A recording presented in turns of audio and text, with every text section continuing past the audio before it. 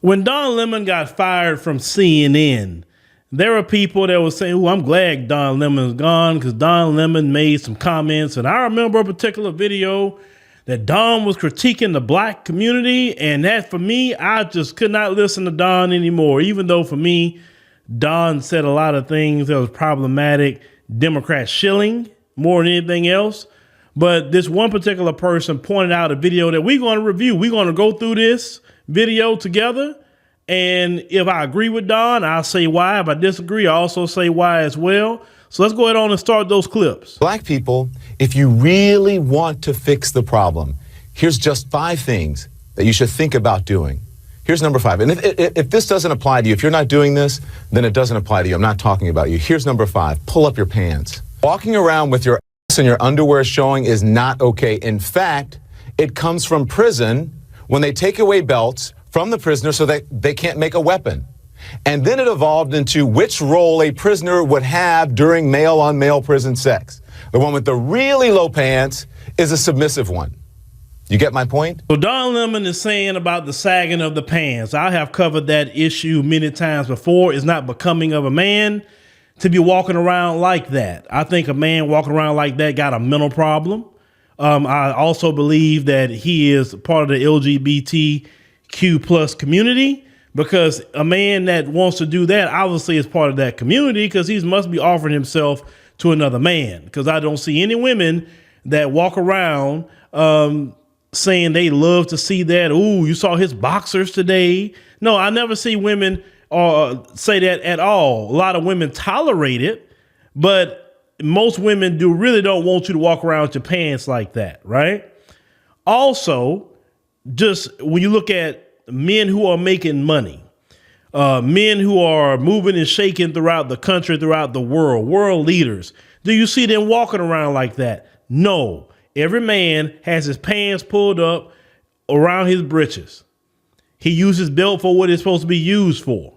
I myself could not take any man seriously that walk around like that, especially if you are my age or older. For sure, I couldn't take you seriously. I really think you got a problem.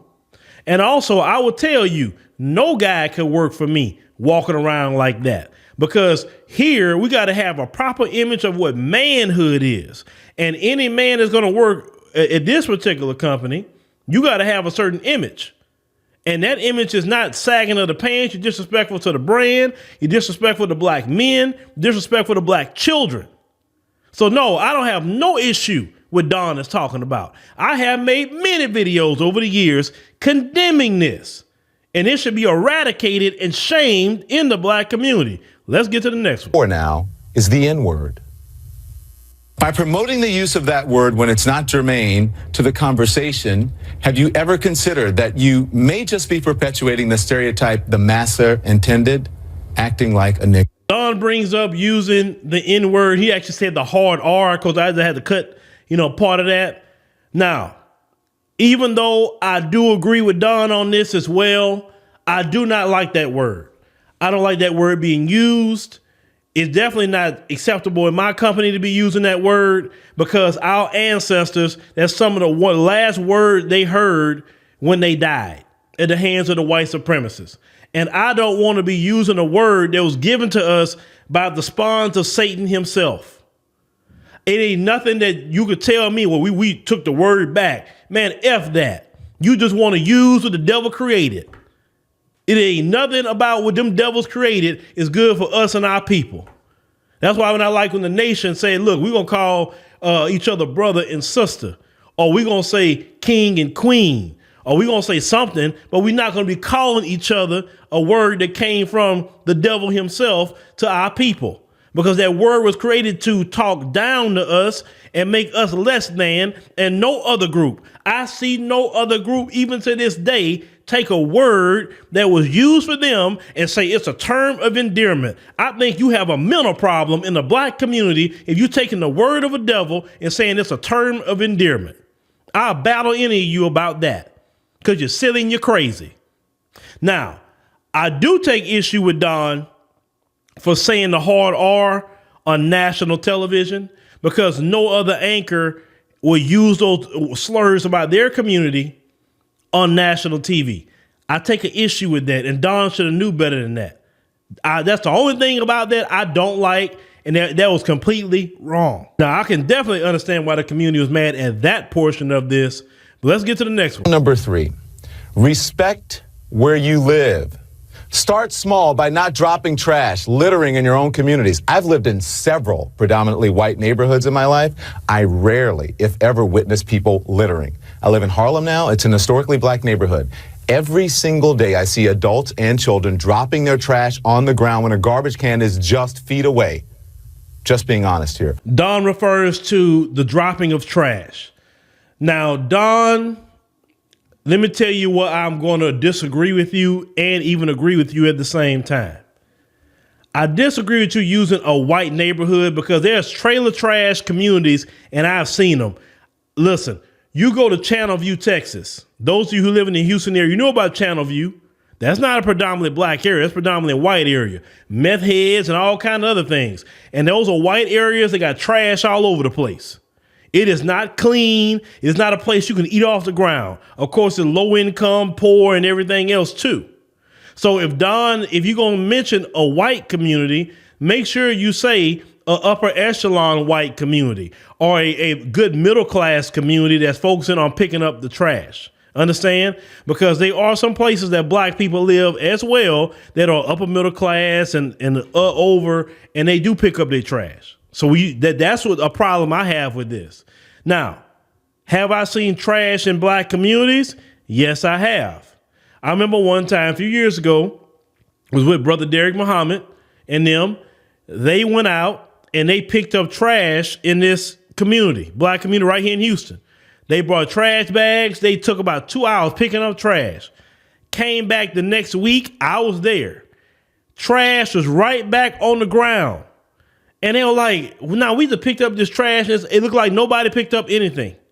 And when I was there, I seen them pick up the trash. I even picked up some trash as well while I was there. So in those areas, Don is 100% right. I don't care what your income status is. Pick up your doggone trash. Listen, my grandfather and father taught me that. The first thing somebody see about your place to stay is the front yard. You don't leave no children's toys and bikes and anything. You don't leave no trash. You don't leave nothing. Pick it up so when people see your house, they get a first impression that you clean before they get even into your house. This is what I was taught by black men in my family, within my own community. People like that I've noticed, they like to throw trash on the ground. Unfortunately, some of them get a lot of government handouts and entitlements, and they don't care because somebody else is going to have to pick it up and not themselves. But the hardworking brothers and sisters that I've seen in my lifetime who work hard, who make some of themselves, they usually don't do that. So, Don, that's the issue I would say somebody would take of what you just said. Because just because they white don't mean they clean. You don't want me to go there. Because I do videos on my Phillip Scott Show channel showing about how they are not clean and they admit they don't even want to take baths. But let's continue. Finish school. You want to break the cycle of poverty? Stop telling kids they're acting white because they go to school or they speak proper English. A high school dropout makes on average $19,000 a year. A high school graduate makes $28,000 a year. A college graduate makes $51,000 a year. Over the course of a career, a college grad will make nearly $1 million more than a high school graduate. That's a lot of money. Hey, Don is talking about the furthering of education. I do agree with education, but in 2023, we got to look at that a lot different. If you're not going to school to get a job or a career that's going to pay you $100,000 or more when you get out, it is a waste of time. You need to go get you a skilled trade that can pay you $100,000 or more. A skilled trade like plumber, electrician, industrial electrician. You can get a CDL, become a truck driver, make over 6 figures. There's so many different, even if you are a physical therapy assistant, radiology assistant, you need something that's going to pay you $100,000 or very close to when you get out of school. It is a waste of time for you to go to college and you get out and you're only making $40,000. You're already starting off in debt. That's the thing that I would say. I am not for people just going to college just to go. No, you need to be targeted in your college. You need to know exactly what you're doing, where you're going, and what the salary is going to be.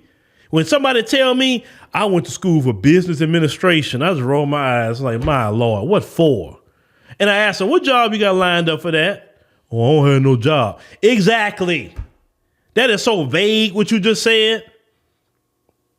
I asked him, what you went to school for? Well, I went to school for psychology. What job you gonna get doing that, bruh? Well, I don't know just yet. If you don't know, then you maybe shouldn't fool with it. Now, if you told me, yeah, Brother Phil, I'm going to school for petroleum engineer. I was like, oh, okay, that's a 6-figure salary. I know you're gonna make some money. You can go all over the world because oil is all over the world. You understand? So if you're going to go to school, go only for a 6-figure salary, period, no matter what it is, or get a skilled trade. Or if you got the gift of gab, you understand content creation and all of that, you can become a content creator. You can make 6 and 7 figures being a content creator. Now, just not be a content creator, but flip it into a business. Once you have a business, get people working with you. Now you're paying payroll. You have an LLC. Or if you want to do it into a 501 or whatever, how you want to do it, but make sure the business is taken care of, right? And if you have that passion, some people are great at content creator. There's nothing wrong with being a content creator. Nothing. But let's get to the next one. And probably the most important, just because you can have a baby, it doesn't mean you should, especially without planning for one or getting married first. More than 72% of children in the African American community are born out of wedlock. That means absent fathers. And the studies show that lack of a male role model is an express train right to prison. And the cycle continues. Finally, Don addressed the single parenting epidemic in the black community. Now, back in the 1940s and 50s, the average age that black women were married was the age of 19. And our single parenting rate was underneath that too, underneath 19%. Now look at our single parenting rate. It has gotten up to 80%. Now, when we talk about this, of course, no one wants to take accountability. When you talk about the single mother rate, they say, oh, what about these men? You in this country control the gateway to your body. You have so much power, you can legally delete a child in you and you get no criminal charges. If a man punch you in the stomach, kick you in the stomach, and that child passes away, he is charged with a charge and he will be going to jail. Understand? If a man touch a woman and she says, don't touch me no more, they will be called a violation. Women have a lot of power in that area, at least in the Western world. Understand? So if a woman says, I am not allowing no man to put no child in my womb until he give me his last name, that is a decision that women in our community can make. And they should make that decision because no woman should be raising a child alone. You should have your husband and you should raise those 2 children together. Because when we had our family together, our family was so much better. Listen, you didn't have your time being strong and independent and doing it by yourself and being a boss chick. It didn't work. Now you see a lot of young women now say, man, I don't want that crap no more. I'm trying to have my soft girl life. I'm not trying to do that. Nah, I'm on a man. I am not trying to be no single mother struggling with these kids. Forget that. Because these young girls are starting to see it didn't work. So Don didn't say nothing wrong in that area either. He didn't. A man should marry you. No access to your womb without a proper marriage. And if you don't want to marry, just don't have no children. It's just that simple. Whether you're male or female, just don't have children. And we won't have this problem in our community. So that's my assessment of everything that Don had to say. You know what I disagreed with? But outside of that, I mean, he didn't really go on some things I didn't too much agree with that I didn't even talk about on my various channels. The problem is in the black community is that we don't like these 2 words. We don't like personal responsibility in our community. We will attack a brother or a sister, no matter who it is, for calling us out on our behavior, for calling us out on our degeneracy. See, I'm built for it. I don't care, because I believe and I take the position of the Lord.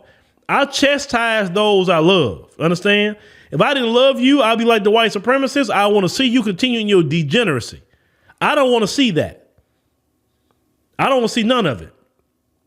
We talk more about that on the Phillip Scott show, talking about the hot girl summer in the 304 situation, talking about these sorry dudes and how lame they are and how they tricking and horrible things that's just not right in the area of relationships, etc. I don't attack people when they talk about something. I say, okay, they right about that, especially if I even talked about it. Now, you may not agree with Don Lemon on everything, and I sure don't. But for the most part, outside the things I pointed out, he was right about. We need to fix our doggone community. Sagging of the pants, calling somebody white because they getting an education. Because I talked about that at one point in time too. Calling a black person white because of the way they speak or certain ways they have an education. It's like in your rabid mind, you're equating intelligence to white, which is wrong, because if you knew the history, white folks came to Timbuktu and every other African civilization to learn. They came to us to learn. Remember how many times y'all said we civilized them? Well, we couldn't civilize them if we didn't have the education. So to have education is being black, being African. Speaking the best way we can is being African, being black. It's not being white. Y'all praise these people and don't even realize what you're doing it. Come on now. How many of them don't have an education? Meaning you speak so much better than them. Listen, I'm from the South. Some people may think, well, you could speak better. What do you deem as speaking better? What do you deem as that? I really don't use a whole lot of contractions when I speak most of the time. I use some. But my Southern accent, because some people say, oh, he sounds dumb. I'm not dumb by a long shot. But my Southern accent is my superpower, because it has been said that people throughout the country view Southern people as ignorant. And that's why I win. Because I win because most people underestimate me and my knowledge, what I can do, etc. Until they see, oh my God, look what he just did. How is he accomplishing all that? He sounds so dumb. I don't like the way he talks, but yet look what he produced. See, that's the beauty of God. See, God will give the greatest ideas to people that you discount. So sometimes the thing that people condemn you the most on could be your superpower.